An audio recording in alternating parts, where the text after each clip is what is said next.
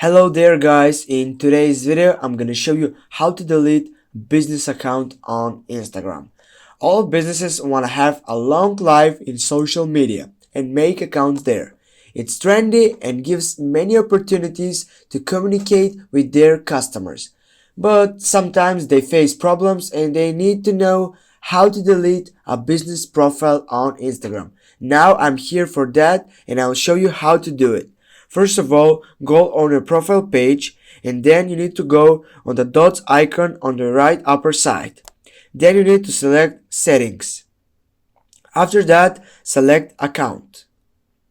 Go so far and scroll down and go on switch account. Now you should choose the first selection which says switch to personal account. Go on that, go on switch to personal account. You need to wait some time. Now switch to personal account has done. Now guys, you can see that my account it's no more a business profile. Thank you so much guys. Thanks for watching. Make sure that you hit that like and share the video. See you soon guys.